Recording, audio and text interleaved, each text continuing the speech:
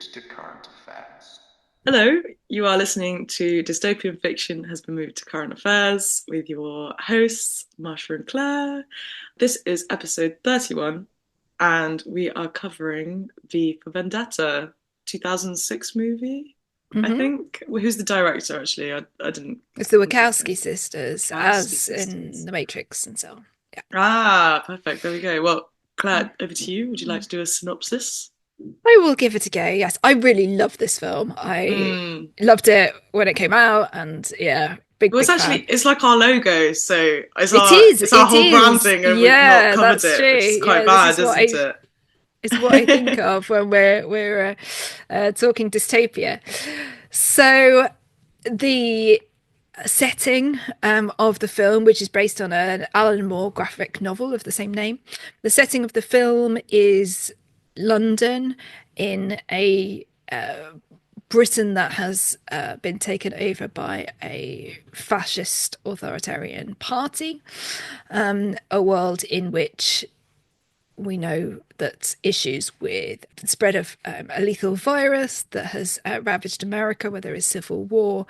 In Britain, what they have turned to is an extremist right wing agenda in the name of safety, protecting people from so called terrorists, and reinstating a kind of form of Christian nationalism.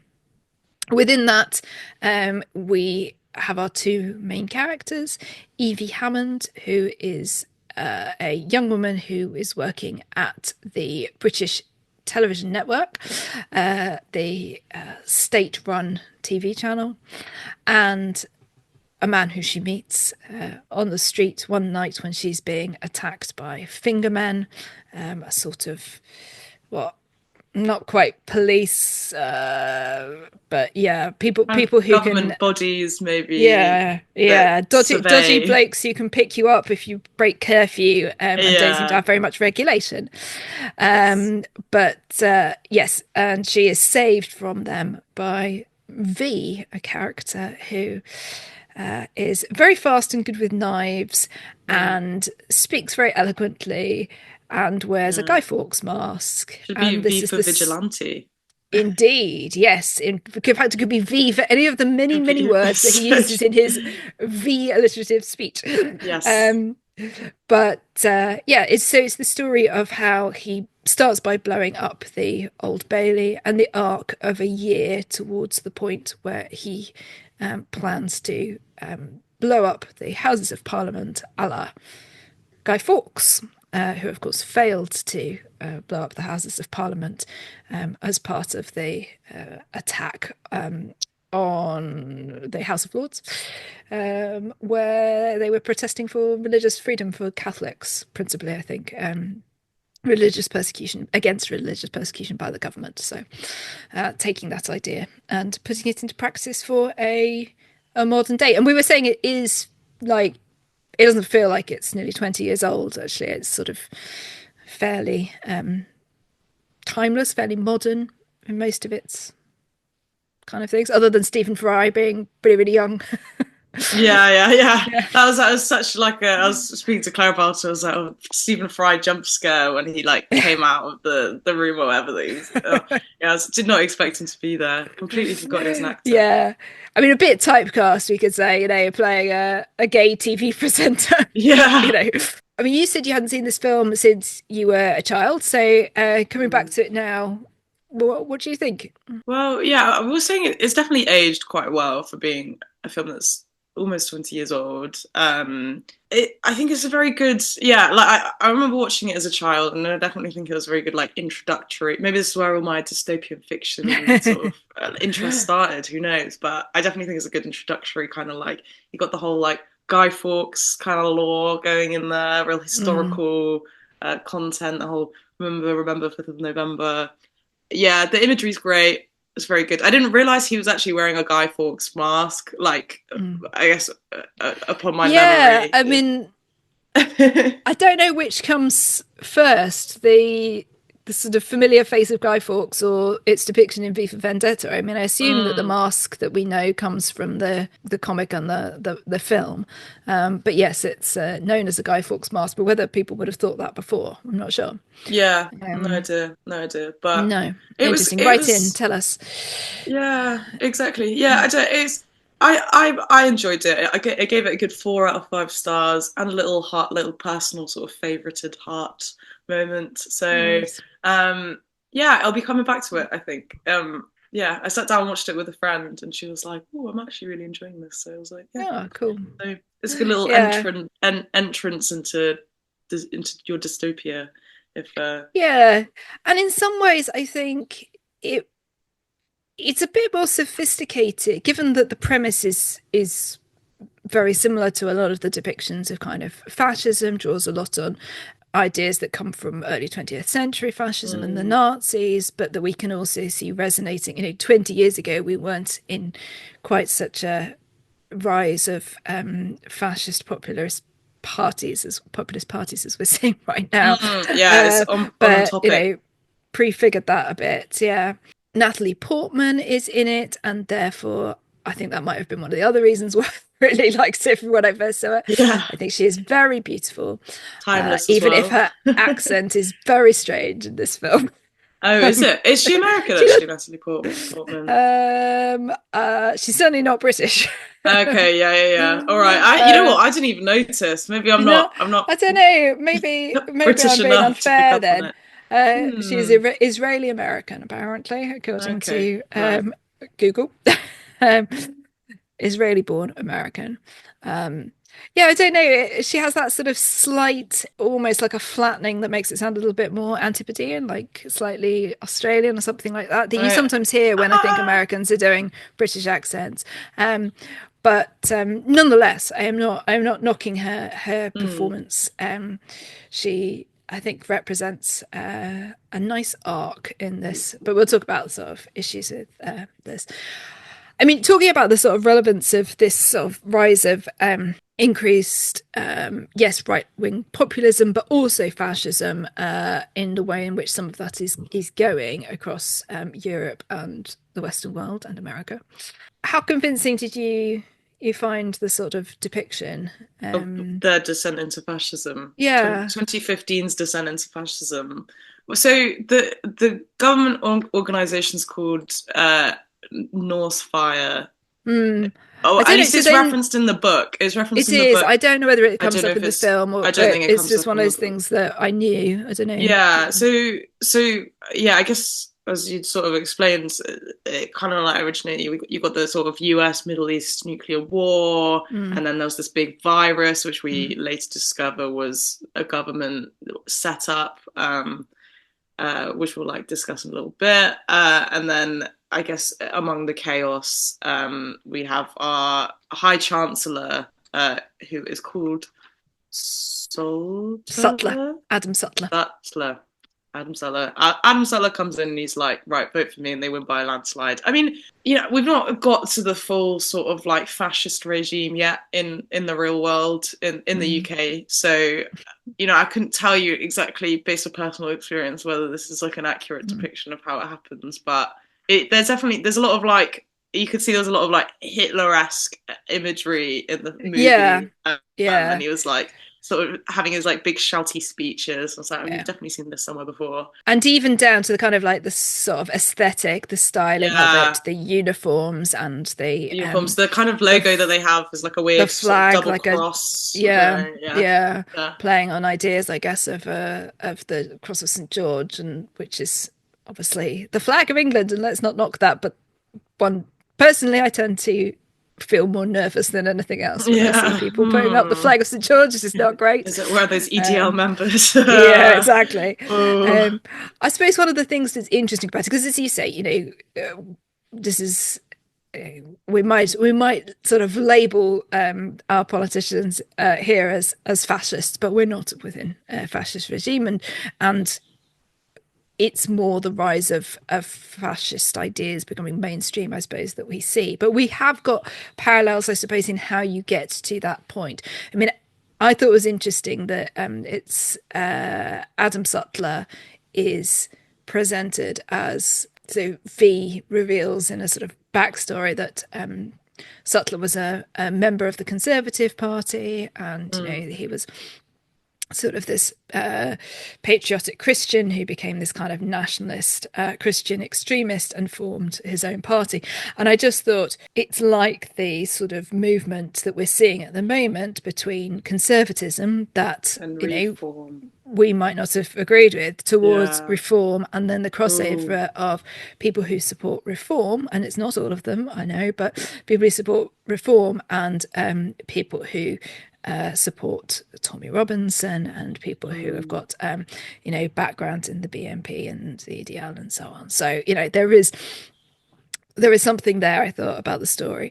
And the other thing was this idea of the way in which you lure people into accepting an authoritarian rule.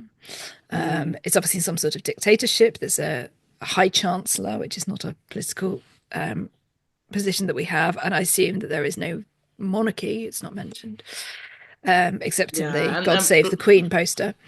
And I guess like sort of Parliament's more like a sort of ceremonial. Yeah, well, I think really we're like under sort of. It doesn't seem to be democratic. No. So I think dissolved like voting. I think dissolved Parliament. I think because of martial law. So the idea that this is a war, but it's a war against a kind of invented enemy. Because although we are aware that there are, I mean, if you think about when this was being put together, we're talking about the period of kind of the Iraq War, for example, and it's that sort of period, Iraq and then Afghanistan, where people are thinking about the justification for American warfare and where it's going to lead to and so on. So it sort of imagines that. Perhaps for us, there's a bit of a hitting home of the old conspiracy theory side of things when we actually learn that the particular argument is for the use of biological weapons and the release of a virus into society, because we all know, of course, that COVID was created in a lab and released by the Chinese, is it, or the Russians? I don't know, somebody anyway. Someone spread it around, and at the same time, then they made a vaccine for it because they could put microchips into the vaccine.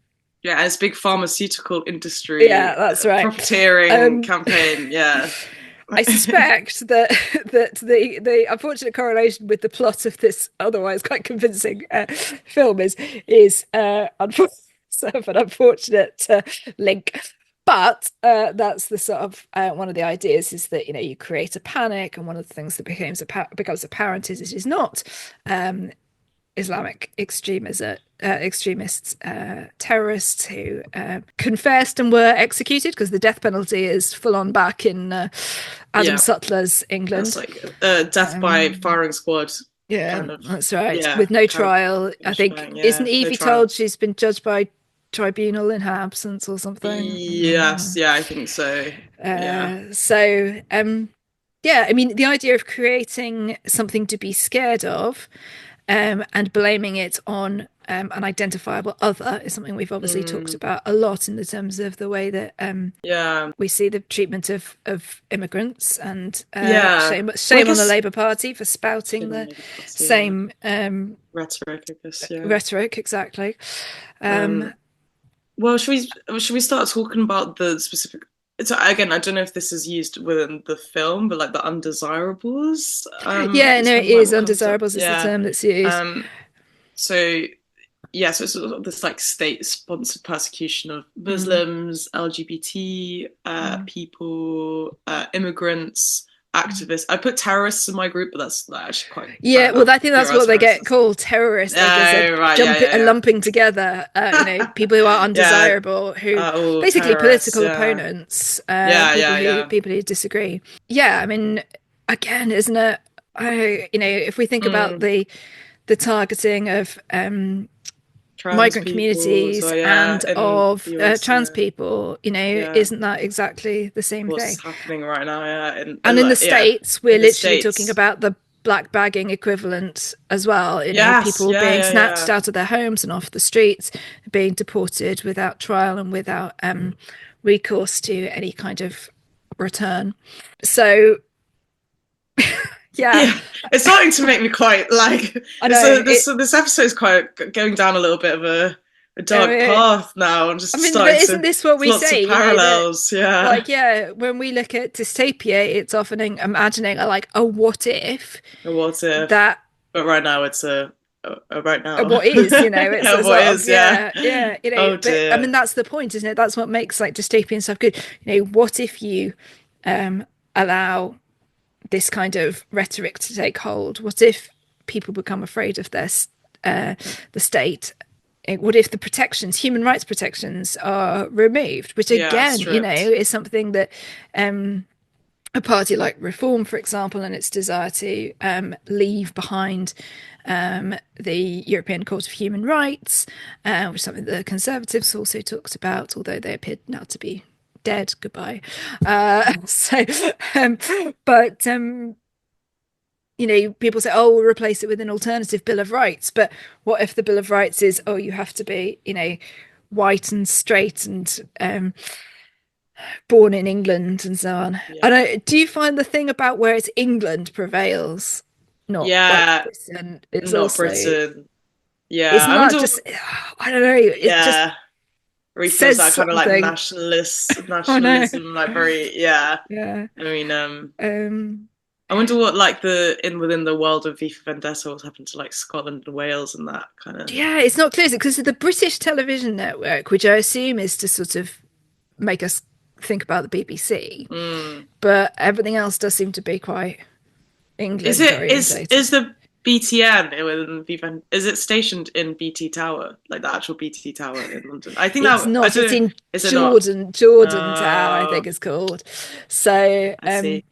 yeah, I mean, it's an interesting thing to talk about there because obviously one of the things that this world imagines is the power of TV media, which is, you know, again, I suppose this is something that perhaps doesn't quite predict where the internet has gone, but sort of taking over the power of communication.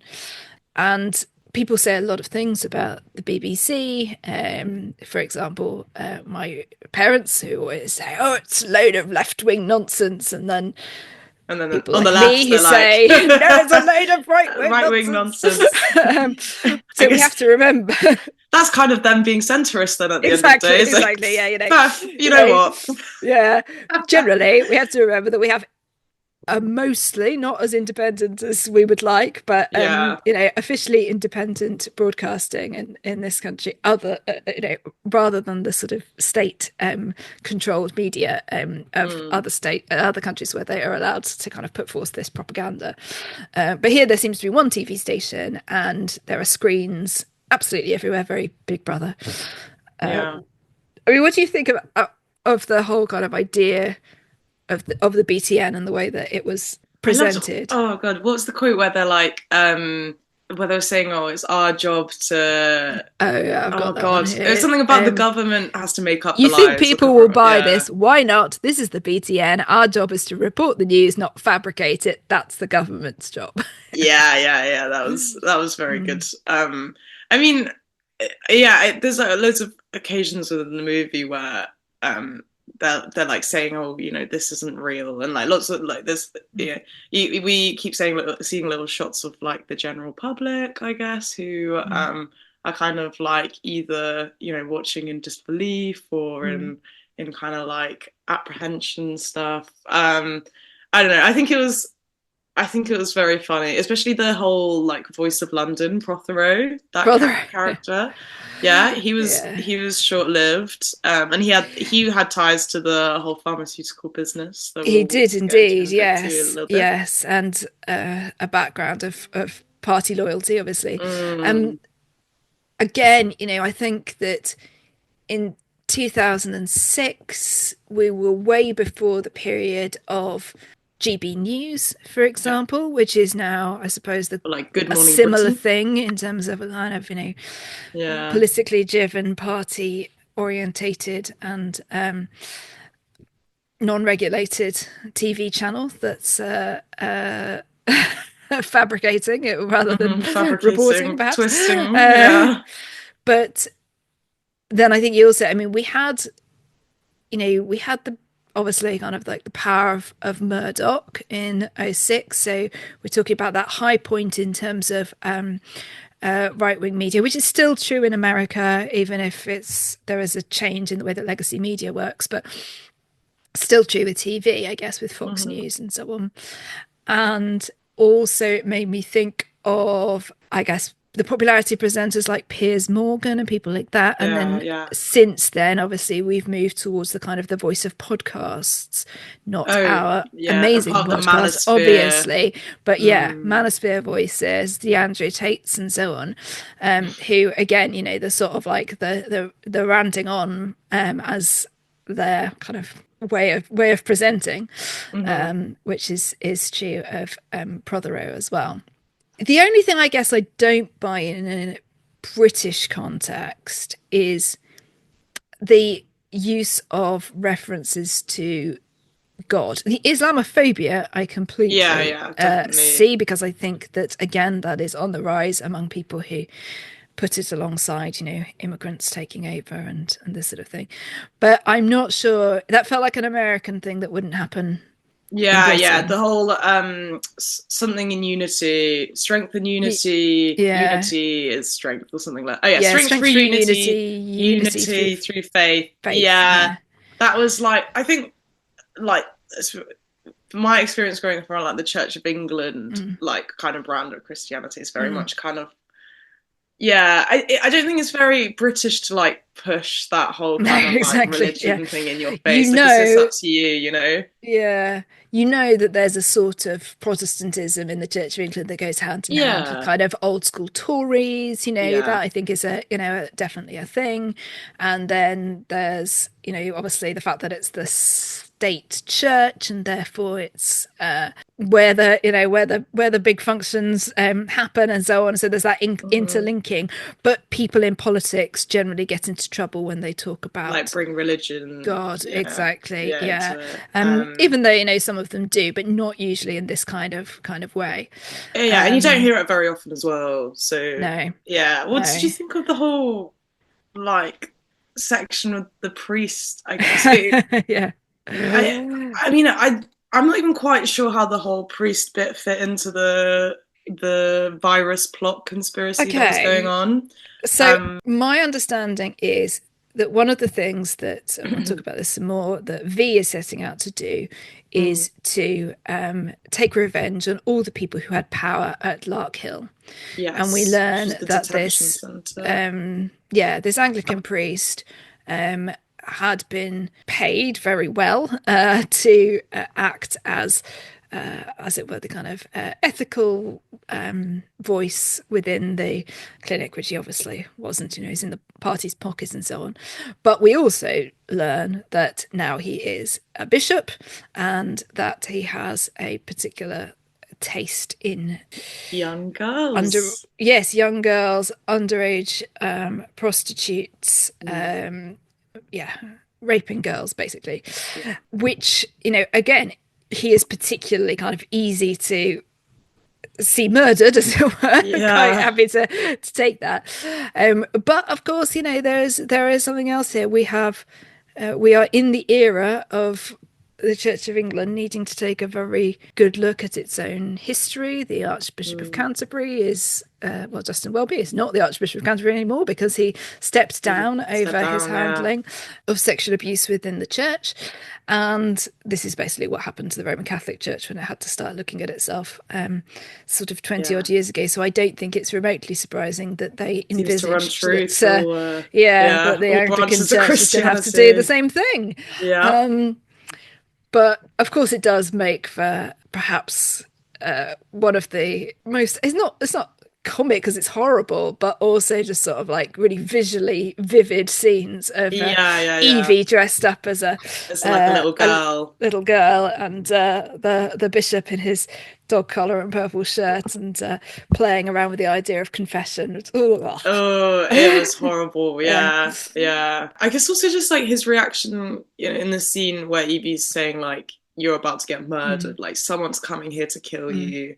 And like, I guess, the sort of the bishop's way of like not believing her, I think, is all part of some kind of little, I don't know, yeah, like that playing arrogance, into more that's arrogance, yeah. yeah, And also which just like infantilization of children as well. Like obviously infantilization of children. That was a stupid thing to say, but like as in, yeah, like not giving like yeah, not but giving like not believing victims victims, yeah. who speak out is very similar to not believing Evey when she's trying to impart truth. It's sort of Yeah, there is exactly. a parallel there, I think. Yeah, I see what you Yeah. mean.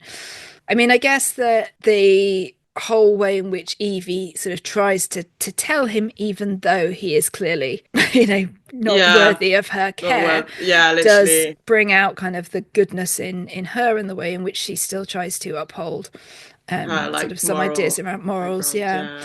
And I also thought that there's that hubris, that idea that, all of these people are above the normal rules, also goes hand in hand with this kind of political outlook, the them and us, the Yeah, one pretending that thing we for are us, yeah. here for the people and like the people, but we are of course Above it all. above them. Yeah. There's a bit where V, when he is talking about the Count of Monte Cristo, he quotes the line that Edward Dante says to Mondego when he's holding his sword to him, and he says, "It is your own past, not what is it? Your own past that disarms you, not my sword."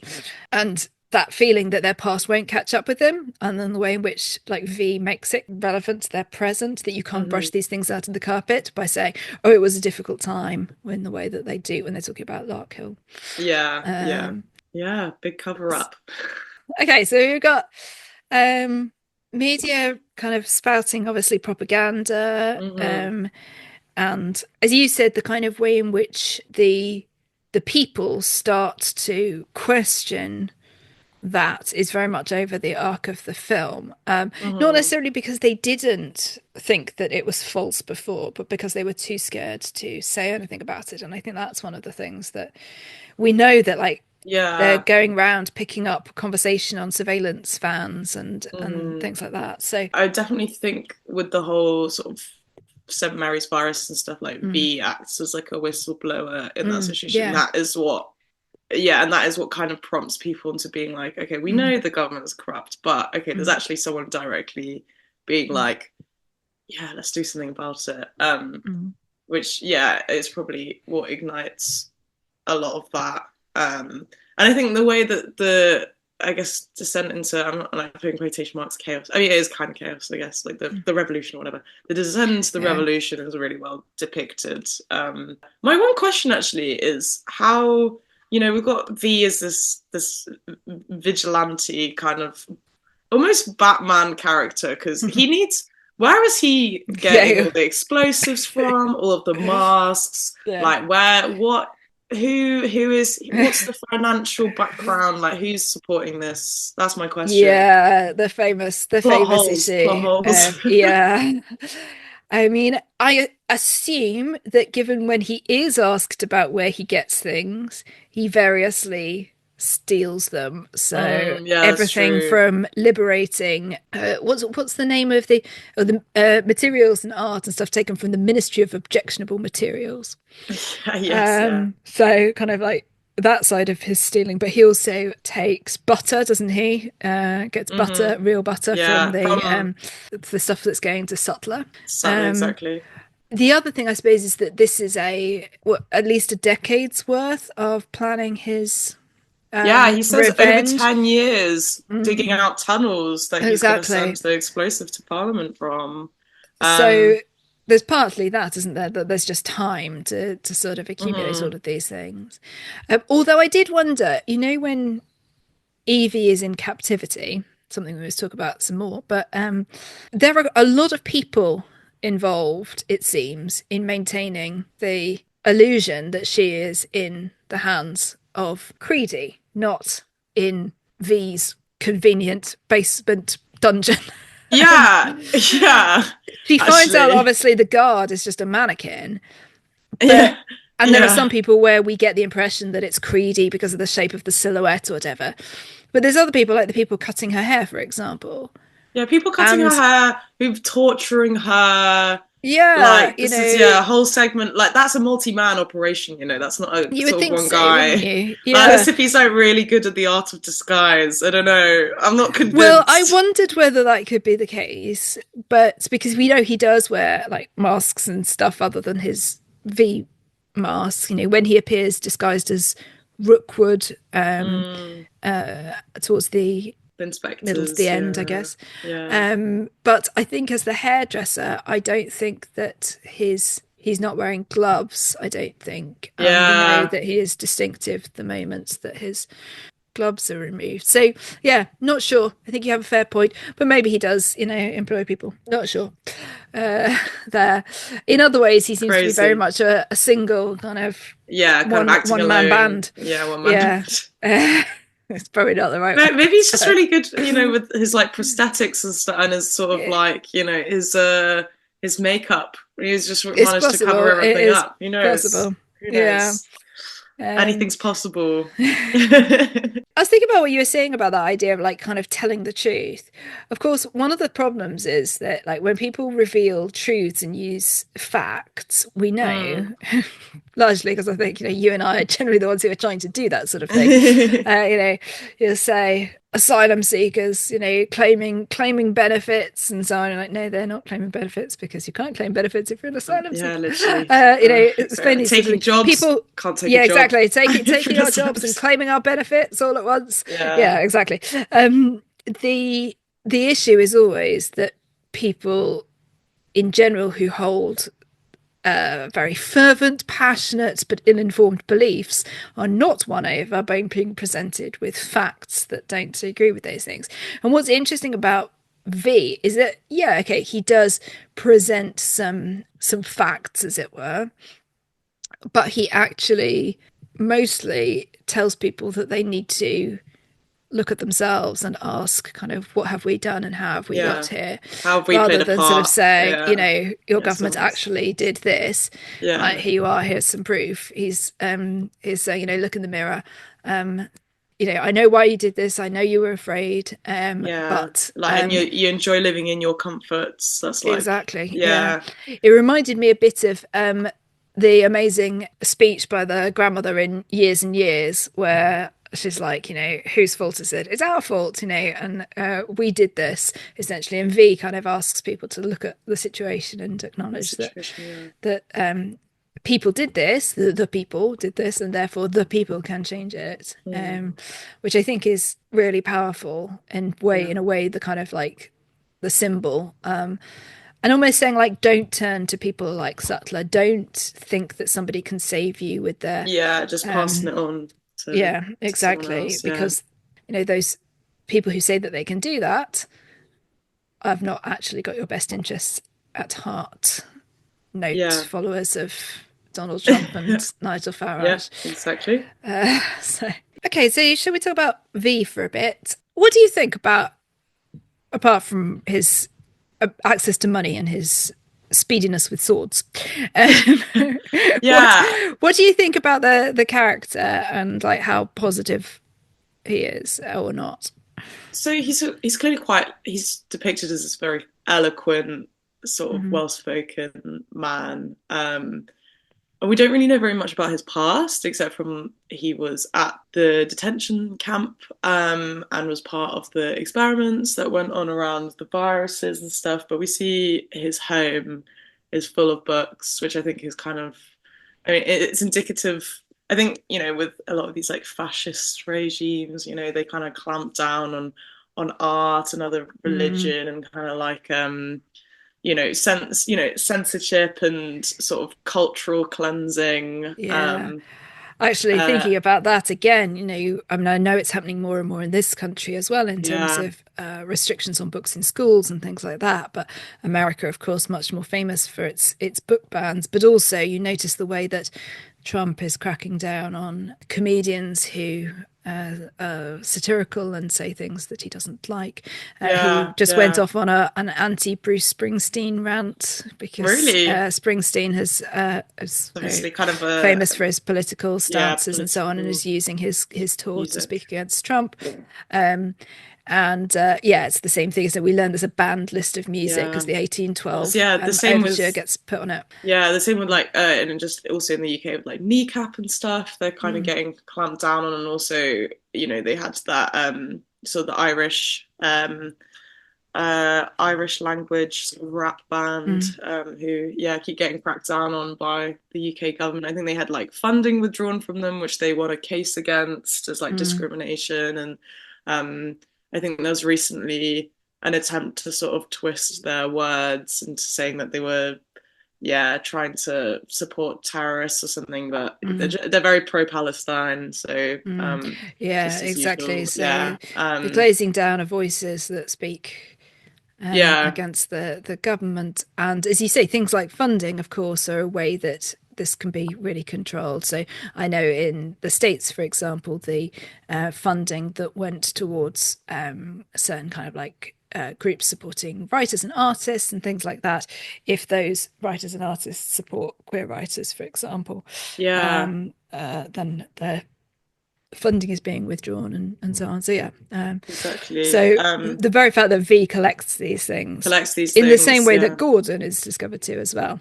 Yeah. is a Oh, I real love sort of Gordon's character. yeah it's a real way of standing up against in a Yeah, subtle way, but of standing up against yeah.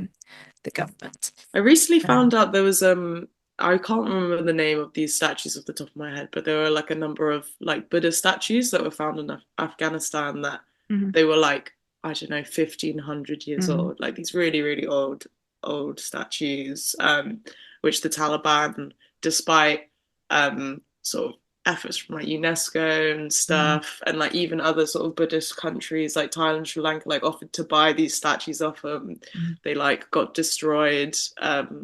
And it's just just Yeah, very kind of that sort of stuff happening in the world. But yes, yeah, I guess it's kind of like a tool of like sort of maybe thought control. it You got is that absolutely, all of yeah, that yeah. cultural um cleansing, and that's like and we exactly with the Quran as well, just like banning yes, any expression yeah, of religion other than the Christianity. yeah. Yeah, And the role of art as a way of telling a truth, telling a story, and the way in which mm, like V as a symbol and as a story yeah. tries to get people to think Yeah. differently. Uh, It was the quote like it was like writers or artists tell the truth, to use lies to tell the truth, and whilst the government Politicians politicians use use lies to lies cover to up cover up the truth, exactly, the yeah. truth. Yeah. And that I think is a big theme of the film in its way, because Yeah. it's sort of saying, we are going to perform something, because V is, he's a performance. Yeah. But what he performs is a way of getting people to think differently, which is very much what we say about dystopian fiction. Yeah, So, exactly. yeah. It's the real V for Vendettas right here. Exactly. But yeah, I think he's like, in my eyes, I definitely think he's like he kind of symbolizes the antidote to this like almost anti-intellectualism. Yeah, yeah. Sorry, I just Um, I can cut me saying this out, but I just sound such like a dickhead. So it's just I feel like, but that's also like speaking of that, it's like I feel people take the mickey out of those who like try and mm, analyze and yeah.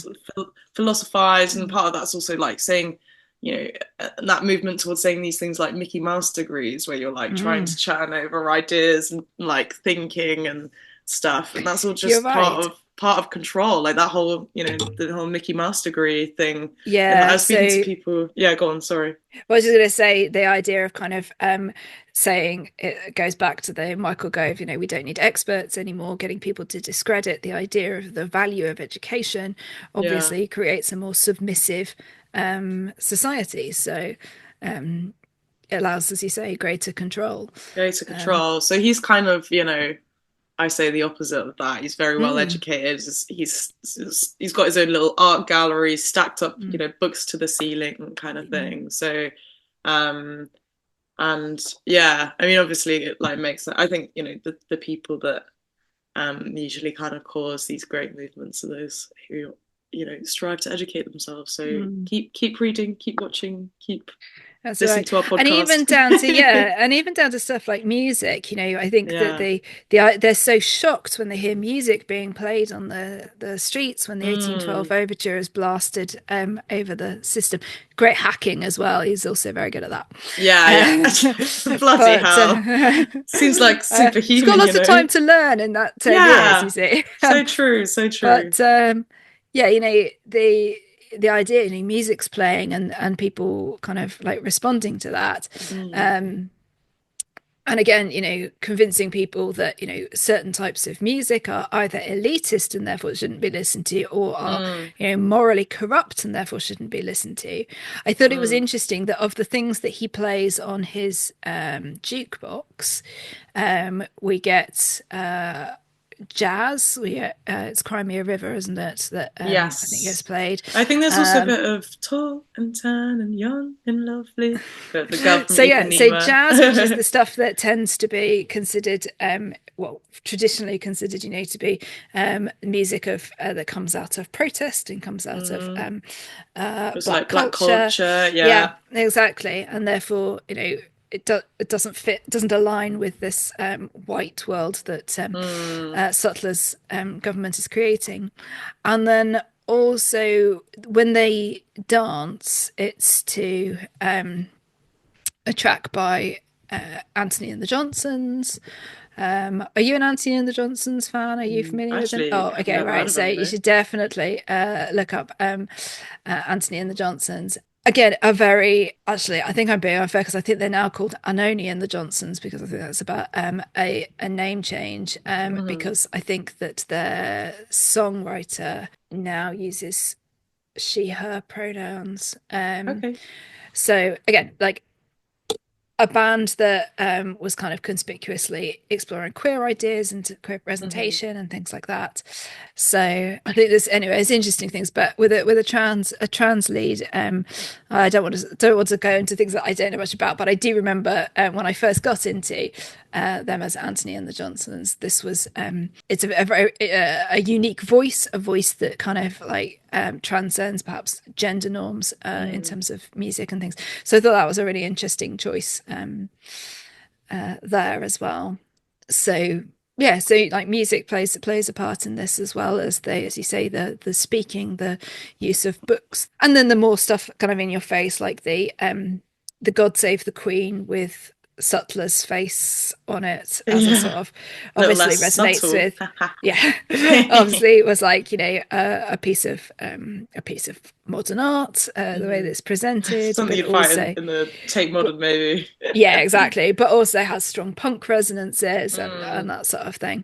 And the way that V draws the V in red in the circle, of course, also has a reflection of the anarchy symbol. So there's other layers in terms of kind of cultural movements, as well as political movements going on there. I suppose the trouble with V, and one of the things that happens with his arc, is this question of revenge and the parallels with the Count of Monte Cristo. Are you familiar with the Count of Monte Cristo, other than the references in the film? I don't know. No, I'm not. So it's a novel by Alexandre Dumas, but the film version, there's been lots of films of it, but the film version that is shown within V for Vendetta is, I think, from 1934. So a beautiful black and white film, which I watched in preparation for the podcast. I was aware of the story, but I hadn't seen the film, that film of it before. I think I read the book years ago. And the idea is that Edward Dante, the protagonist of this film, is mistreated by these three men. They turn on him, and he ends up dumped in this island jail for life, manages to escape, becomes the Count of Monte Cristo, and then uses his newfound wealth and identity to spend essentially the rest of his life trying to get revenge on these men. And also, as part of that, one of the things that was taken from him was the girl that he loved. And eventually he gets her back. But the idea is that, this is somebody who spends like years and years learning new things, becoming a new person for this one purpose of enacting revenge. Yeah. And Evey, I think, says, that she feels sorry for Mercedes, the girl, very much a woman by the end of it, because he loved revenge more than he loved her. Now, the end of the film is, of course, Edward and Mercedes sitting in their tree, and the whole "you find your own tree" line, which is so cute. But that's the issues. So I just wondered whether, like, you felt how you feel about this kind of the revenge narrative and the justification for it, and the violence as well. Yeah, I think violence can, and don't ask me to explain this. This is something we'll come back to in a later podcast episode once I've done a bit more research. But I think there's definitely like this idea that revolution can't really happen without violence. So I don't know, and I also think, you say what you will about revenge, but I think there's that, V kind of says, for every action there is an equal opposite reaction. I'm like, I don't know, like, if we're talking about justice and if like even the system that we have to like vet criminals, I guess, or whatever, like, if we're going to be doing that, then I feel like it should go both ways. You've got a firing squad for these people. Yeah, you're going to have a vigilante murderer for this take their you create V the moment that you start to remove justice from society. And of course he starts off by blowing up the Old Bailey, so there is this this idea that justice is gone. Exactly from the start. And there's that whole thing about like symbolism, and like this, like everyone kind of says, what's the point of blowing up an old building, like what's that gonna do? And V sort of says that like it doesn't mean anything unless you, I guess, attach meaning to it as a symbol. Yeah, exactly. Yes, the signifier and the signified, and so on. Yes, there's the quotation: "The building is a symbol, as is the act of destroying it. Symbols are given power by people. Alone, a symbol is meaningless, but with enough people, blowing up a building can change the world." So the idea, he's basically, I suppose, drawing attention to the loss of justice and the loss of democratic government, I guess, in the symbol of the Houses of Parliament at the end. I mean, I think you make a really valid point. He does make the point to Evey that, he doesn't kill people unless he feels that it is the just thing to do, or the necessary thing to do. In trying to kill Creedy, at the end, he has to kill a great many soldiers following orders. Which we might say, well, okay, that's that's the fate of being a soldier, and also arguably a collaborator as such. Kind of but he doesn't kill the fingermen, and he sort of seems to say that he should take some credit for that. Well, I think he says that he makes a point of it, like he didn't kill the fingermen, but like he said, you wouldn't have had a problem if I did. So why are you now kind of coming up to me being like, "Oh, you murderer"? Which I think the one that's hardest in a way is the killing of the doctor, who is now a coroner. So she'd performed the experiments at Larkhill, and she believed it was for the greater good. She compares her work with Oppenheimer, the sort of idea that a terrible evil was required for was like released in the process of changing the world for the better, as it were. Right, arguable point. Yeah, but I think so. Okay. Yeah, I think Oppenheimer may not have agreed with this by the end. Obviously, he kills her kindly, which I think we're supposed Yeah, to I take think he as kills being everyone quite kindly. I think it's all the same method of poisoning. I think it's pretty humane. If you're going to murder someone, pretty humane way to do it, I guess. He says it's yeah, painless. Can't yeah. confirm, but And she, trust of him. course, doesn't know it's, doesn't know it's happening until it's done and so on. But I guess there is this. I mean, she's aware, obviously, of the horrors that she did and the fact that she feels that she deserved this, and she says sorry and so on. But I do think that there is something problematic about. Okay, so yes, it's vigilantism, but you could say there is no system of justice. So does that give us a different set of rules on whether vigilantism is okay? But there's also something about the fact that she is a key witness to something that happened, and yes, her Yeah, diary gives evidence and that sort of thing. But Sutler quite rightly spins the line, that well, we haven't got she could have any been evidence. crazy. Yeah, she could have Could been have been crazy, some or this sort of could be a yeah. forgery, and so on. And it's true that without the witness and the testimony, Now it you've killed a stands much. case. Yeah, exactly. And so you could say that if your argument is to restore justice, then actually, We made it much more difficult to do yeah, so. yeah, I don't know. Yeah. I suppose we are supposed to believe that, he realizes that there is more to life than just revenge, but it's rather too late by then because he's Yeah, been, it's a little bit. shot In thousands of hindsight, times. in hindsight, which by the way, he had this whole epiphany in the 30 minutes that he was out killing people between the time where they had that little moment in the tunnel, Evey and V. So yeah, it makes a good movie out of it, even though It sort of does, moving of on course it from does. Yeah, Parliament, you're like, yeah, yeah. So how do we actually restore sort of yeah, the righteous truth or whatever? yeah. But to be fair, that whole government body's just been sort of murdered. So at the same time, they're gonna have to vote new people in, I feel. Yeah, and I mean, I guess that when you create a dictator, an individual dictator with the power that Sutler appears to have, there is an argument that until you cut the head off the snake, as it were, there is, But then people always make these arguments, don't they, about, going back in time and killing Hitler. But the point is that Hitler himself as an Was individual was yeah, not the sole problem that led to the Third the Reich. rise of fascism. Yeah, So yeah, literally. Sutler himself is not the only issue. As V does point out, the idea that he was democratically elected is the idea that I think that we're given. Yeah, and therefore it's As of like course, was speaking to the were the people. Nazi parties. Yeah, exactly. We've done it to ourselves, I guess. Exactly. Yeah. Okay, so V maybe he has a bit of a revelation.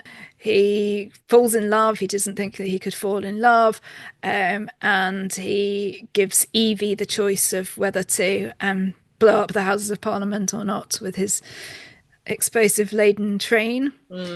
That said, how convincing do we find Now let's talk about Evie. love? Exactly. Yeah, Evie. yeah.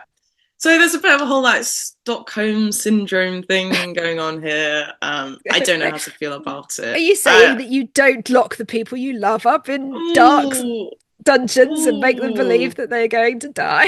Yeah, and torture them for Yeah. however God knows how long in the name of being reborn again. I don't know. I haven't tried that one, so I'll get back to you. Yeah. But I don't. Yeah, that is. I think that's probably the thing that I like. My sort of one point of is I don't know. What I contest in the films is that I don't know. I just think I know it's all meant to be again symbolic and she's kind of went through what he went through, but if he's gone through all this terrible torture in this camp, why would he put anyone else he knows through that? I mean, even if it's not to the same degree, that's just like that could break a person. She could have developed some serious PTSD from that. Yeah. It's could have died. To be honest, she even said she had asthma, which he didn't know about until after the whole ordeal. Could have, killed a person. I don't know. I'm not sure. It is really troubling, isn't it? I mean, there's a sort of, I guess, a bit of an an ends justifies the means thing. She is liberated. She steps out into the rain just as he stepped out of the fire, and Yeah. she's able to become transformed, firstly with her much improved hairstyle, but also Mm. secondly with the fact that she is no longer, like, she's changed from the inside. She's no longer recognized, and of course she's no longer afraid, and that's the big thing. And eventually she becomes another version of V. But you're right. I mean, she is rightly quite pissed off. Yeah, as But anyone would be. yeah, but I she think does it's seem.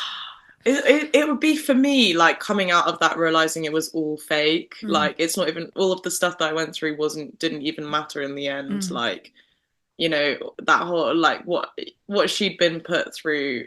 mm. It kind of feels like a bit of Plato's cave kind of thing. Do you know what I mean?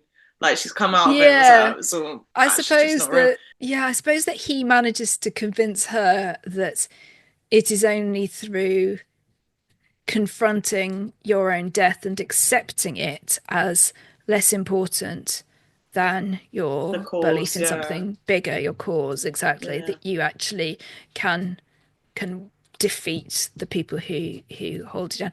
And I do think that there is something in that is reflected in ideas of kind of martyrdom. I don't necessarily mean religious martyrdom per se, but martyrdom for a greater cause that isn't about kind of choosing death, but about recognizing that it is Mm. better to die than it is to submit to a tyrant, to let go of something that is integral to you.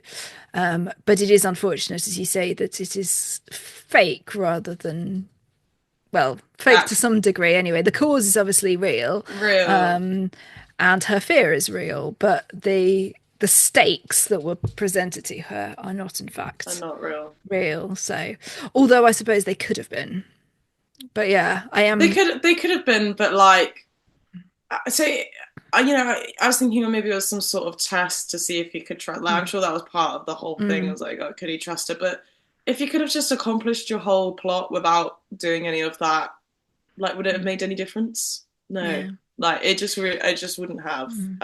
I don't What it does know. give us the advantage of is that through this, we managed to see what it was that held V together and ultimately holds That's Evie true. That's together, true. which is something that has a great deal more, I don't know, it sort of internal beauty. It lacks the darkness that has kind of taken over V, and that's the story that Valerie has written down on her Yes. piece of um, surprisingly robust toilet paper.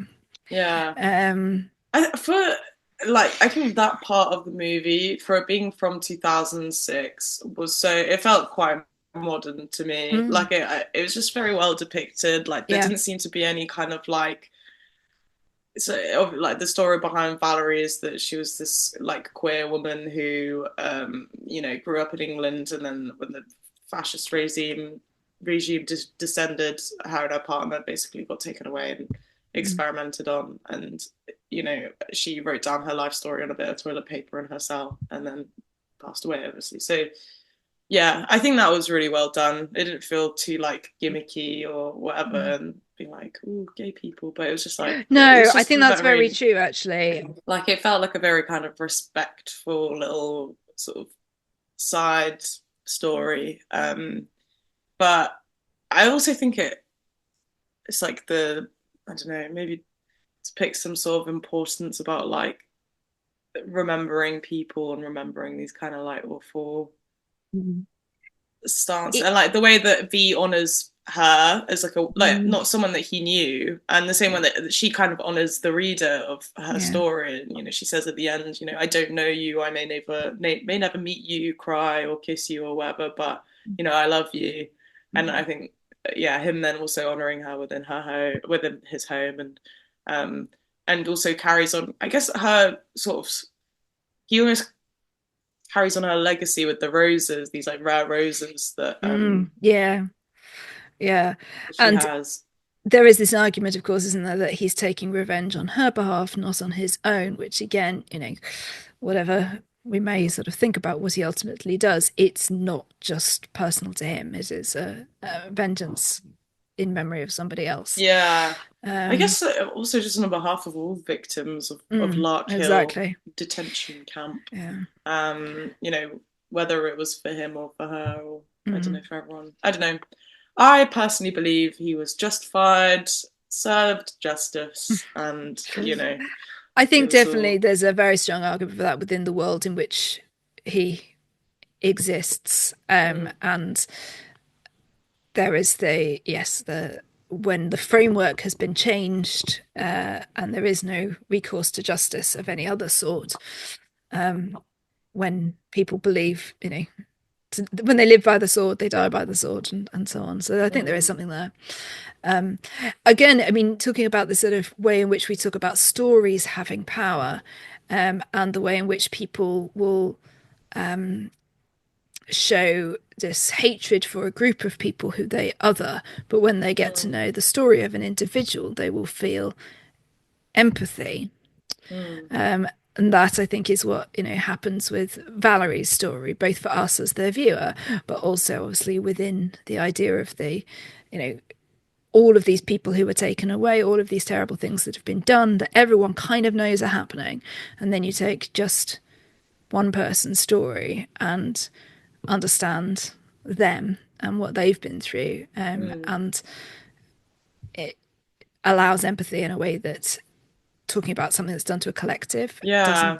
doesn't I have. think it would have been really nice to see maybe something that I felt was missing a bit more from the story was like from the public seeing that kind of bigotry, like maybe seeing how like something that maybe could have been added to Evie's arc would have been kind of maybe getting over her views of like, you know, migrants or LGBT people. Yeah.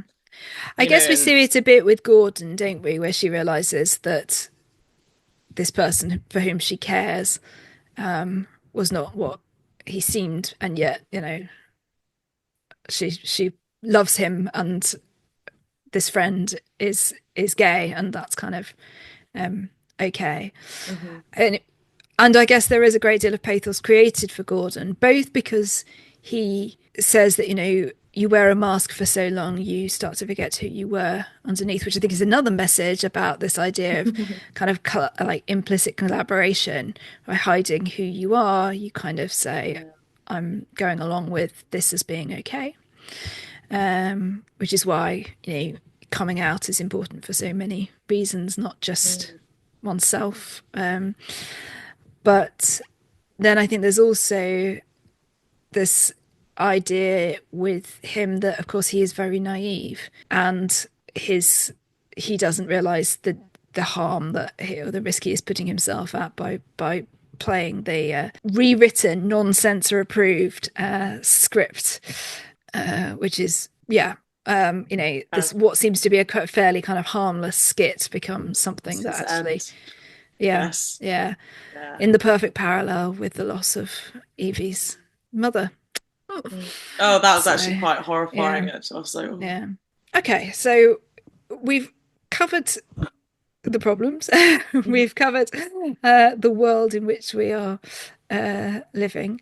What about the turning point, perhaps, to finish off? So V does certain things like the speech on BTN, the setting of a date at the next November the 5th, and then the sort of gradual encroaching on the regime by the sending out of the masks and so on, and creating chaos. That's what they say that he is doing.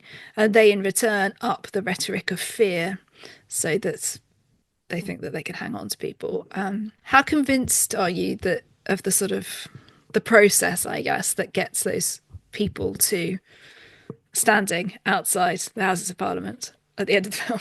Yeah, I mean, maybe the means I'm not convinced by, but it felt like a pretty natural kind of build up, I'd say. Like I definitely think there's the moment towards the end of the film where like the riots start breaking out and there's that little kind of spark moment where I think so we see this little girl, she's like part of the sort of, like we're seeing public's perspective during all the events of the film, and she's part of that kind of part of one of those like background characters, and we see her spray painting the sort of V's logo on, you know, some of the government posters and slogans, and you know, all these people are starting to come out wearing these masks and stuff that get like distributed around London, and so her death marks like the beginning of these riots, which I think is quite like when you hear about how these like sort of political violence has happened, it's always you know, I guess like you know,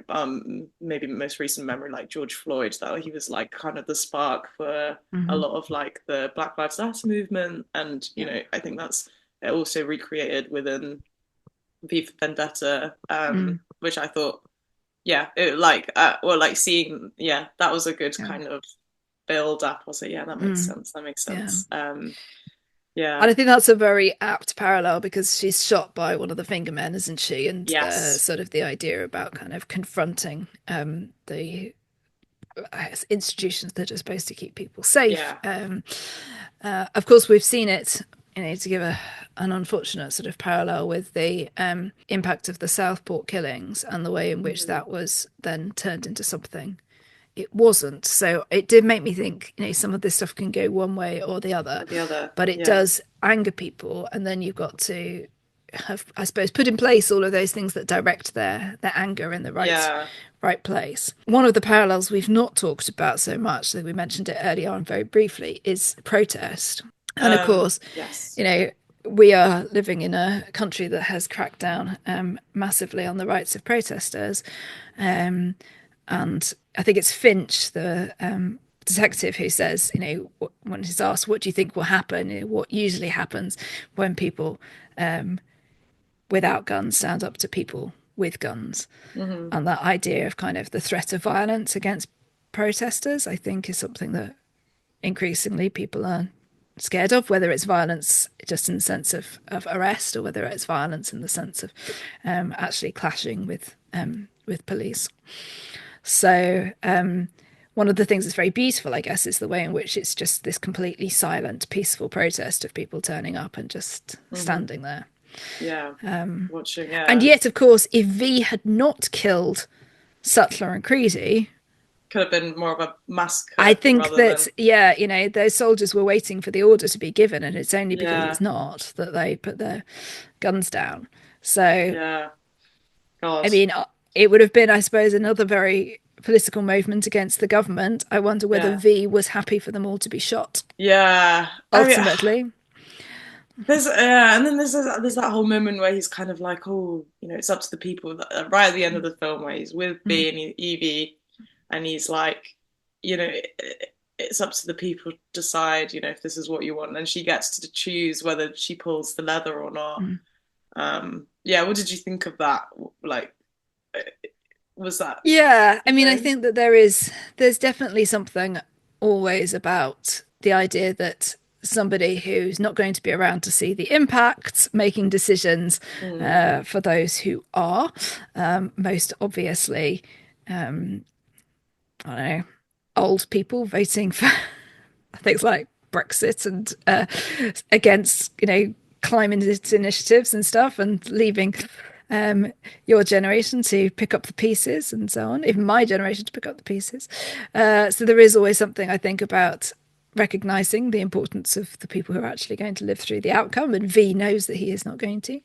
But Evey then just becomes the arbiter of the situation. She doesn't know, I don't think, does she, that there are so many people gathered in protest, which would kind of justify her, what she did? Exactly. But she doesn't know. There could have been no one there, you know. No. I think that there's a justification supporting her decision in the way in which Finch steps back and lets her do it, in terms of the fact that this is somebody who has moved away from this party that he's been a member of for so many years, seen everything that is wrong, and, you know, I suppose stands witness both to his own culpability and to the idea that there can be a different future.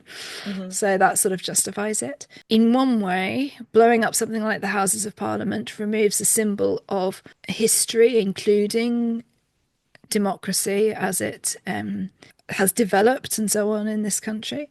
But there is probably a strong argument behind what V says about the idea of buildings as symbols, and that sometimes, It's like, I guess, taking down statues to people who made their money on the slave trade and the arguments around that. Mm-hmm. If you just remove it, then you are at risk of whitewashing. If you remove it and yet preserve the fact that it was there, either with an explanatory notice or with the placement of the statue within a museum that tells the full narrative. So I think, you could say, well, remove the Houses of Parliament because it symbolises something that is now rotten, but don't forget how we got here, as it were. It's interesting. I mean, they would be able to build something a lot more fit for purpose. Yeah. On the space, yeah. Exactly. Where all the MPs could actually sit down, where there were facilities for women. Yeah, so true. Things like that.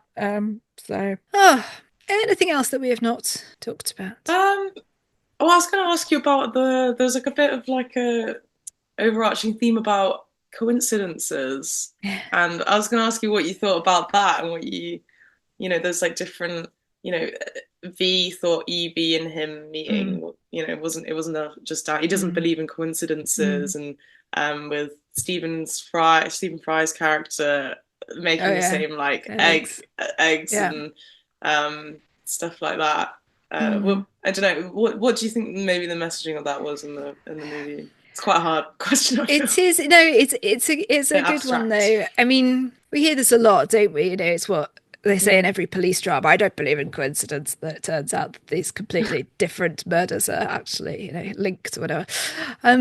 I think that it probably does a couple of things for the narrative. One is that obviously it elevates this idea to something that's connected with destiny, that somehow V is, again, in this way that we learn that, he is a symbol and therefore more than a man. So his story is has this like epic universal quality, which ties in with ideas around fate and destiny, which are never specifically mentioned, but I guess alluded to in a way that kind of elevates the whole thing.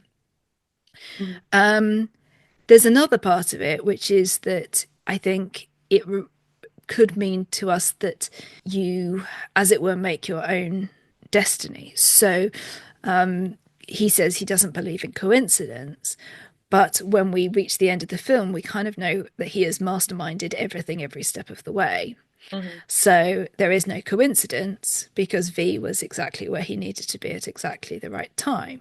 Not that he knew that he was going to meet Evey deliberately, although it does become very useful to him that he does, because he does work in VTN and that is where he's going to target and so on. So, is it coincidence or is it manufactured by him, whether kind of like consciously or subconsciously?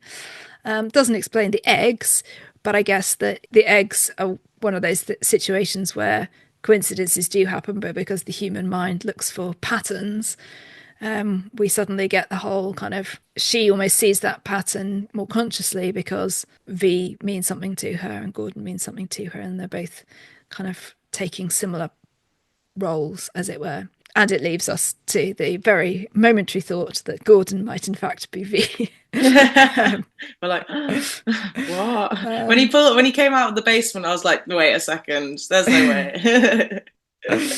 So yeah, I don't know. That's maybe that's about my. That's good, well answered. That was quite abstract. I feel the question. Yeah, so. I sort of feel like anybody who's going to give the alliterative speech is also somebody who's going to say things like, "I don't believe in coincidence." It's kind of part of his character as well. No, very much so. Very much so. Very theatrical. Yeah. So, I guess the great question is it time for the revolution? What are we learning from this? Well, I guess the revolution will be televised in Vendetta. We don't know. Indeed, yeah. But yeah, I don't know. I mean, what do you think? Yeah, the takeaway message of the film is. I've got a good quote from it. for my answer, but Okay, so I think that the biggest message comes back to this thing that gets said at one point where it's like governments, people should not be afraid of their governments. that Governments was should be my afraid of quote. Oh no, I'm so sorry. Oh, there you go. That's okay. Genius. No, go on. Marsha, what is it. your quote? Would you like to tell us? Well, Claire, I thought there was this very clever line in the film.